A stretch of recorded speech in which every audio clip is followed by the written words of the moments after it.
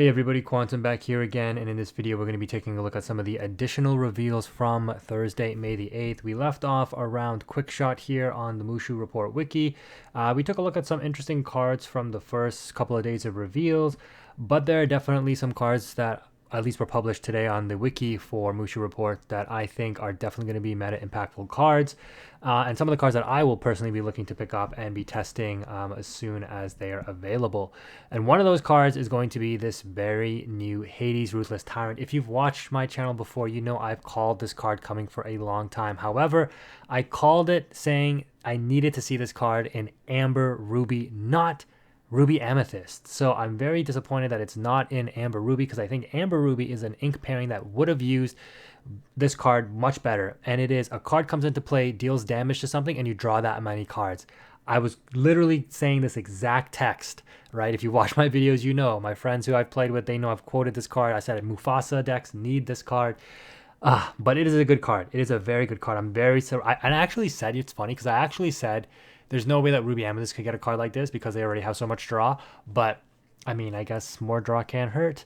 Yeah, a 7 cost uninkable, which does hurt, but it does quest for 2, and it is a 3/6. We've seen this exact same stat line, 7 cost uninkable, 3/6 for the, and quest for 2, on the Hades Infernal Schemer, the Sapphire legendary from the first chapter. But I don't know, man. This card seems pretty good. When you play this character and whenever he quests.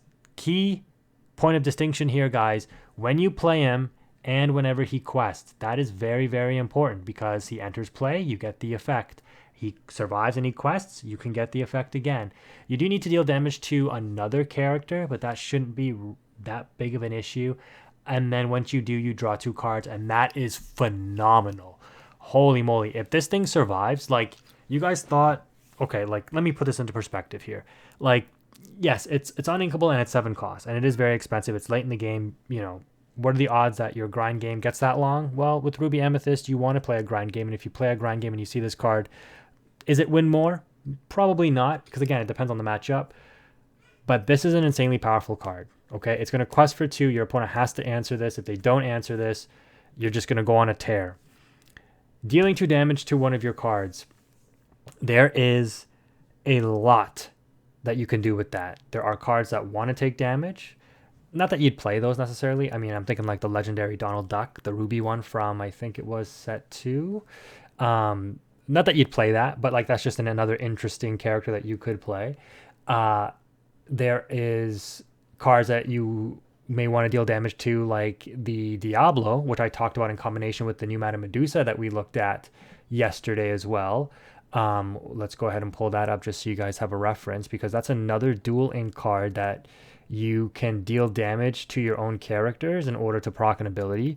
When you play this character, you may deal 2 damage to another chosen character and return a chosen character with cost 2 or less to their player's hand.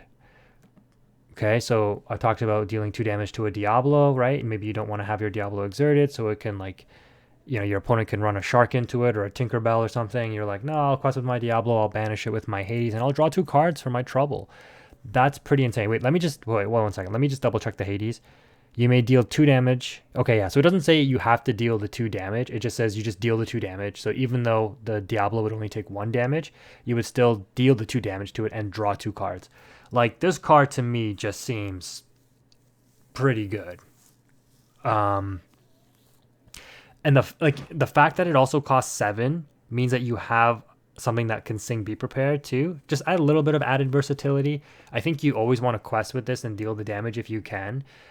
But like, dude, this card, like, you know, just quest with it, deal 2 damage, wipe my board out anyways, and then Be Prepared regardless. Like, yeah, I spend the 7 ink to Be Prepared, but I generate 4 cards in the process because I play it, it survived, I quest, I deal 2 damage to something else. Like, I don't know, man. That seems pretty good. Like, they do have to lock these cards, right? Because, you know, there are a number of cards that trigger on banish, and this is where you have to do your homework now, or we'll do the homework. You know, you watch my channel, you'll notice this. But we got to look, we got to go back and we got to look what cards benefit from, like, you know, trigger effects when they're banished or something. Like, we need to start looking at those, because this card could be proccing those things, right? This is how the whole Peter Pan, Shadowfinder, Iago combination skyrocketed in price, right? Iagos were 25 cents. I know, because I bought 12 of them for 25 cents each. Peter Pan Shadows were $1 and foils were $3. I know, because I bought them, and now they're $23. Which card? And I made a video about it, right, guys? You can go back to the timestamp of my videos, right, where I reviewed the Iago Peter Pan, right, combination. I was talking about it was showing up at the top tables on the, you know, virtual webs that we don't talk about too much, and I'm like, this is a vibe, this is something that's actually making waves in the metagame, and then you saw it come to fruition, right? The market price started to reflect that. So can you get ahead of the curve? Can you pinpoint cards that this Hades might combo with to be good in the future, right? Again, we'll be looking at some things, we'll be testing some things when we can. It'll be pretty interesting to see. The other card that looks pretty interesting in my opinion is, I don't know, man, like, can you guys stop beefing Emerald Steel? Like, seriously?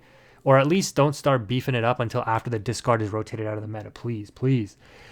Emerald Steel Maui, 6 cost inkable, 4/4. Quest for 3. So, like, I'm going to have to banish this thing. Get rid of it. Get it off the field. When this character is banished, choose one. Put 2 damage counters on all opposing characters. Getting around the resist ability, by the way. Banish all opposing items. Banish all opposing locations. That's a good card and a good effect. Does it make its way into Emerald Steel? In the current iterations, I'm going to say no, because they're very efficiently built and low to the ground. And again, you don't have to take my word for it. You see this in the tournament results. You look, and I covered this, right, in meta reports, and you guys are making comments on my videos like, why are there no new cards in this deck? It's because the deck is already built so efficiently. You wonder why they're introducing set rotation? That's probably the reason why. Why do I play new cards when my old cards are still very good and, you know, still doing what they need to do to win the game? This card, if we see Emerald Steel move into a more like mid-range deck away from the discard, because there's no reason to play Emerald Steel other than discard, honestly, guys. It's the best iteration of Emerald Steel. It's literally one of the most powerful decks in the format. Like, why would I play any other variation? This is why they need set rotation, right? This Maui could become good. So this is a card I would be picking up while it's cheap. I mean, it might be a little overpriced right now because people are going to look at it and be like, it's a great card. It quests for 3. It's a 4/4. It's inkable. Holy crap, I almost hit something off my desk. But, you know, it has a couple of amazing versatile effects. But it's probably going to drop because people aren't going to be playing this really. And again, this is just my opinion. I don't think Emerald Steel will really fit that into the deck in the current iterations. Maybe a mid-range Emerald Steel becomes a little bit more meta viable. I doubt it, though.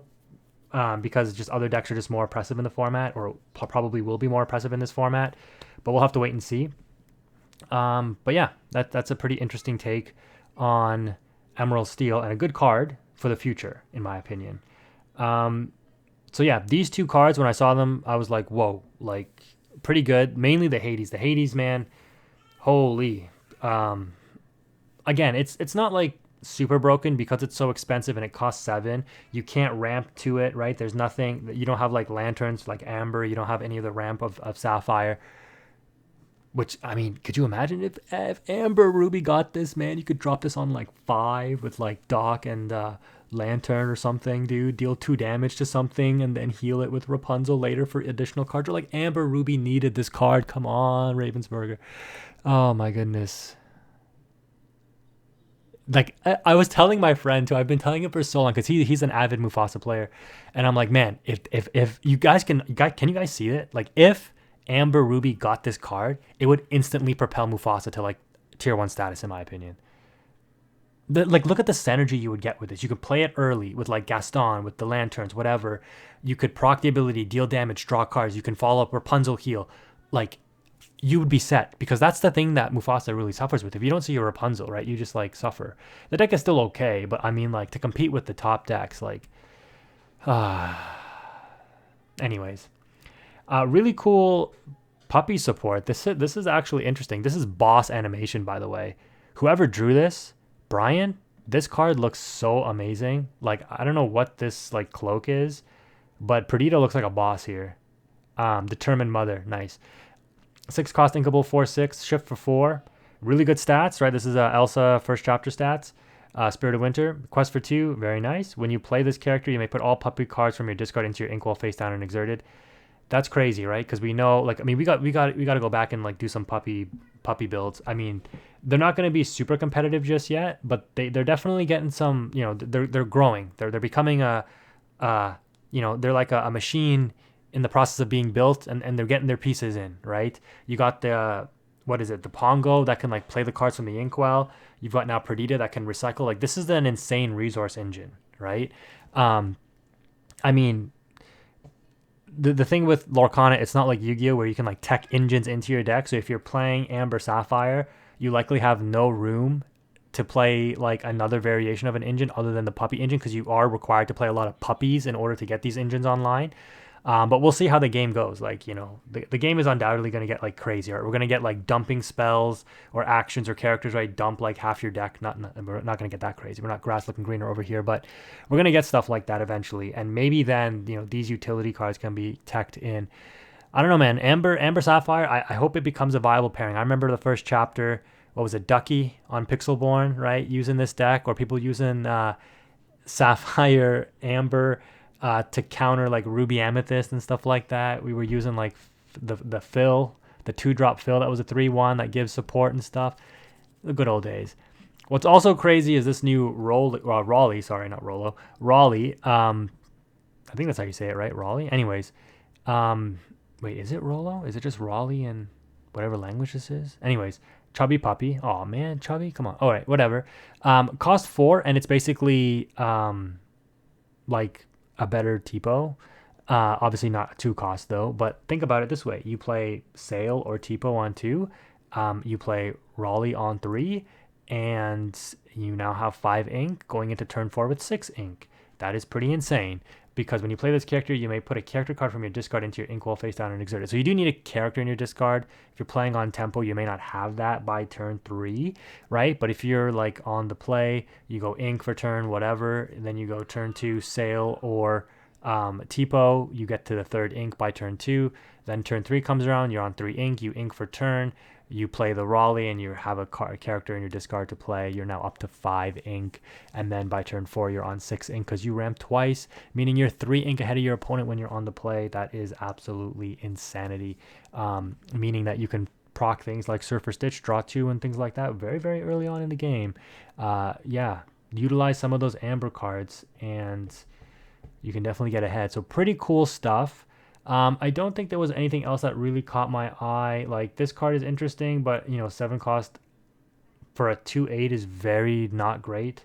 But, you know, dealing 3 damage when you play it is nice. This Flynn Rider, I don't think is anything special. I mean, it's a 1/4. It gets absolutely clapped up by anything Ruby. It does quest for 3, but it's an uninkable.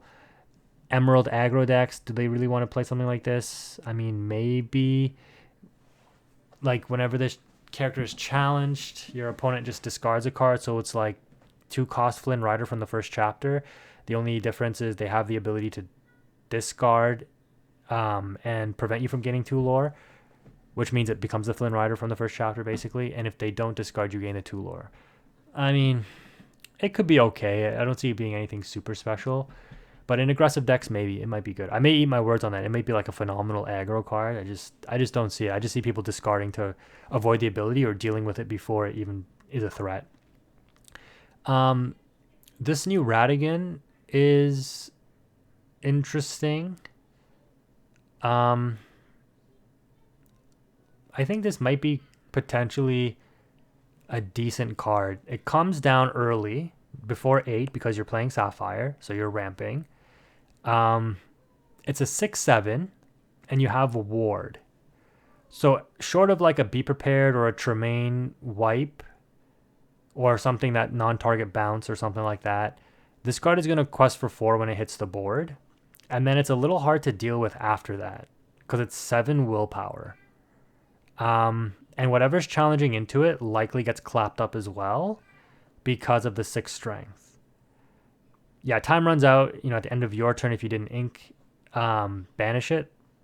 It's not that big of a drawback, I don't think, because you may see things like Greatstone Dragon just auto keep this card on the field, let's say.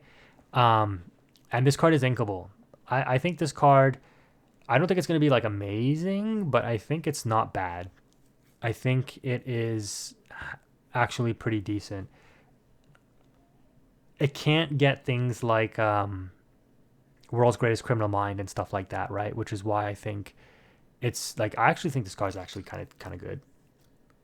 Probably gonna eat my words on that. I'll probably look at picking up a playset of this in foil before it like potentially gets shown off as like a really good card. I don't know. And the thing is, man, anything in Sapphire, you're just like, well, I can just play it early. That's immediately what I go to when I look at Sapphire cards. I'm just like, oh, it costs 8, like whatever. I'll play it on 6, sure. I have a 6/7 on 6 with Ward, like, yeah. I don't know, man. Like, Sapphire is just like, I mean, my default is just Sapphire Amethyst because I'm just like, yeah, draw a bunch of cards, have enough resources to do whatever. Aggressively ink, ramp. Could Ruby Sapphire play iterations of this card? Potentially. Another win condition over McDuck Manor and Shark. Because Shark can be a little vulnerable depending on the matchup, right? Like, especially into Amber Steel Song. Like, Zeus, World's Greatest Criminal Mind. This card survives both of those. Can't even be targeted by either of those. I think it's an interesting card. I didn't see this Mother Gothel yet. A 2-cost, uninkable, 1/3. Look at what you've done. When you play this character, you may deal 2 damage to another chosen character of yours. To give that character Challenger +1, and when this character is banished in a challenge, return this card to your hand. Damn, dude. Maybe there's some applications where this could be good. I need to, like, do some homework, but on to...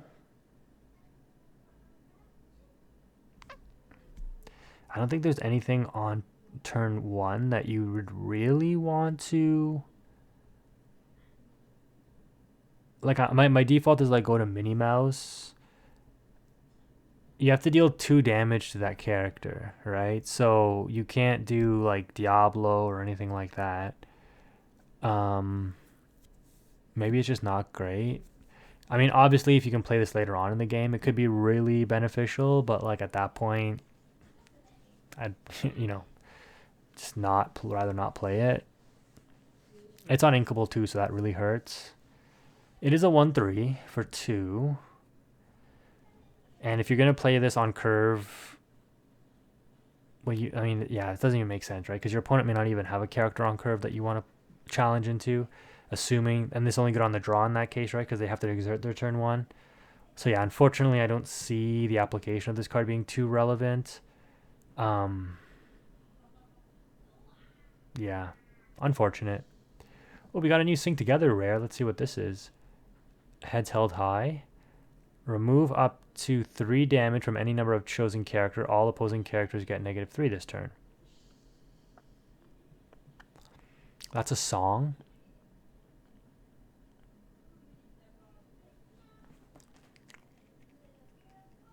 Bro, are you kidding me? So you sing this, give -3 non-targeting, and then Big Sisu wipe?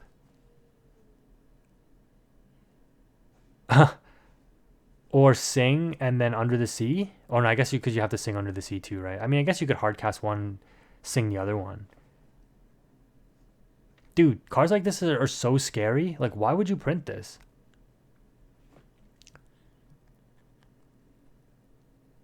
Under the Sea gets rotated out, right? On set rotation. So this card with Under the Sea and this card with Big Sisu shouldn't be around. But that combination is deadly, man. Because of the fact that it's non-targeting, right? But you know what's funny? Is this Ratigan survives both because it's still going to be more than... It survives Kita Under the Sea, -3, and that new song Under the Sea, or Big Sisu, because it'll still be a 3/7. But yeah, that's crazy they printed that. That's kind of nuts. What is this? You got to look at these uncommons, man, because you never know, right? It could be the next Pete, right? I think foil Pete's are what, $25 now Canadian. That's crazy. When you play this character, choose an opponent, and that what? Choose an opponent that discard a card. Oh, it must just mean chosen opponent discards a card. Okay. I mean, for a 4-cost 3/2, that's not really great. I guess Emerald has a 4-cost on play discard now because they had Honey Lemon before, which was kicker 2, and then there was the Daisy and Amber. Camillo 5 is a common. What is this? Quest for 2, 4/4. I mean, stats look okay for a common. When this character is banished in a challenge, return to your hand. That's actually not bad. In draft, I could see this card being insane, right? Like, quest with it, your opponent has to banish it, and then it just goes back to your hand. That's crazy. I think that's it, right? That's all we wanted to review for today. We got this. Somebody posted this in my Discord. Sing Together 9, uninkable. For each character that sang this song, draw a card and gain 1 lore.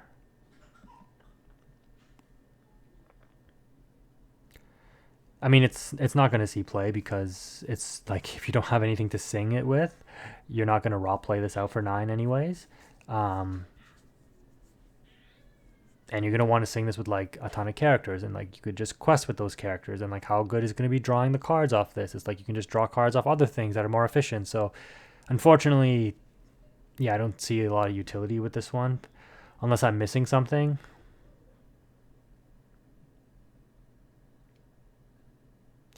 How would it work?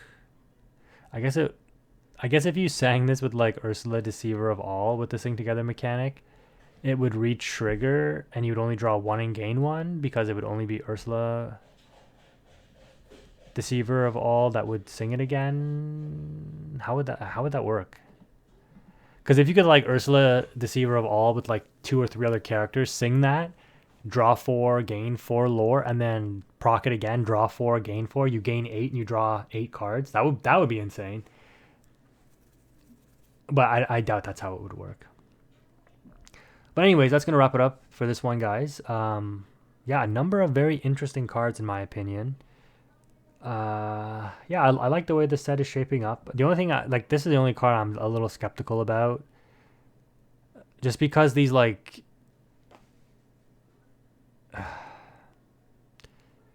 like, these one-sided board wipe cards, like Big Sisu, Under the Sea, are not really that fair. Like, Be Prepared is kind of balanced. I know that's probably controversial, but again, if you've played high-level matches, you know. Like, Be Prepared is actually not that devastating. People play around it. People know, like, can you sing it or hardcast it? Like, the game state's usually still fairly manageable. When you get Under the Sea, it's like a one-sided affair. You're just like, yeah, like, I lose the game. So, yeah, I'm a little skeptical about this card. Could you imagine if Hiram was still around? No wonder they had to ban him. They already had these cards designed. They were like, we can't let Hiram live. Anyways, yeah, that's going to wrap it up, guys. If you made it this far in the video, thank you again for watching. Let me know what you think in the comment section below. Quantum is out.